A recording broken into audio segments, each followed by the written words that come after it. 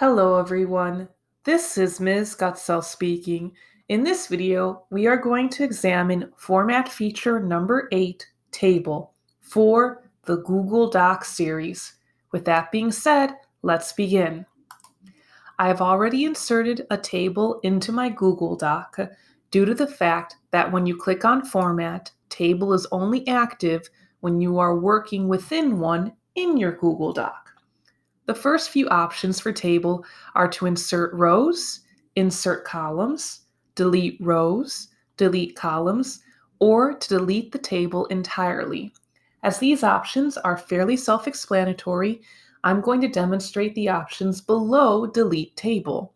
The first one is distribute rows. When I click on this option, the spacing in the rows is distributed so that each row has the same amount.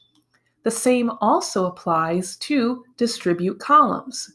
When I click on this option, all of my columns now have the same amount of space within them.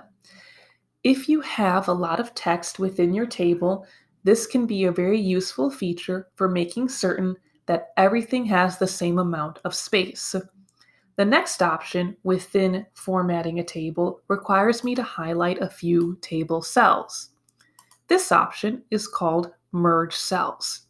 When I click on Merge Cells, it blends the cells together.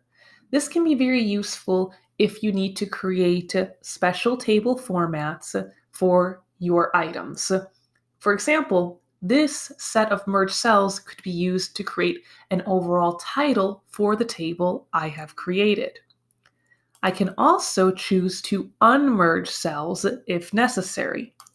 As can be seen, now my cells have returned back to their original properties.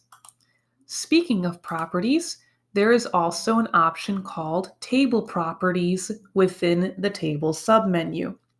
When I click on this option, I can choose to change the table border, the cell background color, the cell vertical alignment, the dimensions, as well as the table alignment. I would need to make certain to click the blue OK button after I have made any adjustments so that my changes apply to my table. Thank you for watching, and I hope this video helped you grow in your knowledge of technology.